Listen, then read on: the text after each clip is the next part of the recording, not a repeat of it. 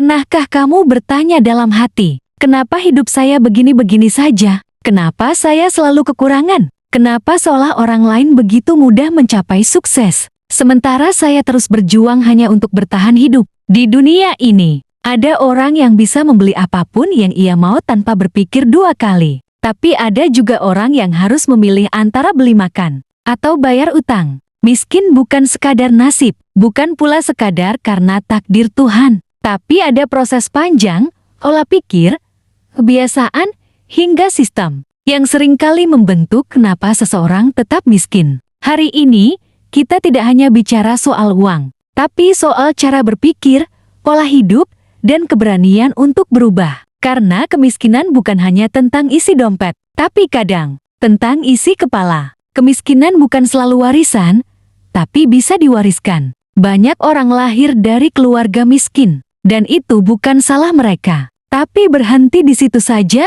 menyalahkan keadaan, dan hidup dalam lingkaran itu, terus-menerus. Itulah awal dari kemiskinan yang berulang. Seorang anak yang tumbuh di lingkungan terbatas seringkali melihat hidup hanya sebatas cukup, belum pernah diajarkan untuk berpikir besar, tidak disiapkan untuk belajar mengelola uang, tidak ditanamkan keyakinan bahwa dia bisa lebih dari itu. Hasilnya, ia tumbuh dengan keyakinan yang kecil, takut mencoba, takut gagal, dan akhirnya memilih hidup aman tapi terbatas. Pola pikir dan mentalitas yang membatasi. Kemiskinan bukan hanya masalah ekonomi, tapi juga masalah psikologis. Ada orang yang sebenarnya punya potensi, tapi selalu merasa tidak mampu, karena terlalu sering diberi label bahwa dia tidak layak, tidak berbakat, atau tak punya peluang. Mentalitas seperti, saya tidak seberuntung mereka, saya tidak bisa sukses karena saya cuma orang biasa,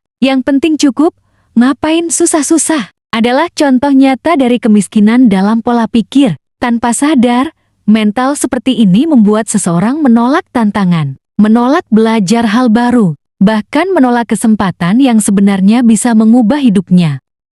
Kebiasaan buruk yang membuat miskin terus. Banyak orang ingin kaya, tapi terus menjalani hidup yang boros, tidak terencana, dan tanpa arah. Contohnya, gaji habis untuk gaya hidup dan cicilan demi gengsi. Tidak pernah mencatat pemasukan dan pengeluaran. Tidak punya dana darurat. Tidak pernah belajar investasi atau menambah skill. Akhirnya hidup seperti putaran hamster. Berjalan cepat, lelah, tapi tetap di tempat yang sama. Orang miskin bisa terlihat sibuk setiap hari, tapi tetap saja tidak pernah berkembang. Karena tidak pernah berhenti untuk belajar, menata ulang hidup, dan mengubah kebiasaan. Lingkungan yang tidak mendukung perubahan. Pernah dengar kata-kata, lingkunganmu bisa membentuk masa depanmu? Orang miskin yang hidup di lingkungan negatif seringkali dipenuhi oleh omongan yang menjatuhkan dibandingkan semangat untuk berkembang. Lingkungan yang menyuruh diam, mengejek saat seseorang ingin mencoba hal baru, atau mencemooh saat seseorang belajar investasi atau berwirausaha. Itu adalah jebakan sosial yang membuat seseorang tidak berani melompat keluar dari zona nyaman meskipun zona itu adalah zona kemiskinan. Bangkit dari kemiskinan bukan mimpi. Kita tidak bisa memilih lahir dari keluarga seperti apa, tapi kita bisa memilih akan mati dalam keadaan seperti apa. Perubahan hidup tidak terjadi dalam semalam, tapi selalu dimulai dari kesadaran bahwa saya bisa lebih dari ini. Kemauan belajar membaca, mendengar, dan memperbaiki diri. Keberanian mencoba bahkan jika gagal. Konsistensi membangun kebiasaan baru berpikir jangka panjang, bukan jangka pendek. Dan ingat, kaya bukan berarti punya banyak uang, tapi punya kebebasan memilih jalan hidup sendiri, tanpa terikat oleh utang, gengsi, dan tekanan sosial. Kalau kamu merasa hidupmu hari ini belum seperti yang kamu impikan, jangan buru-buru menyerah. Kamu tidak sendirian.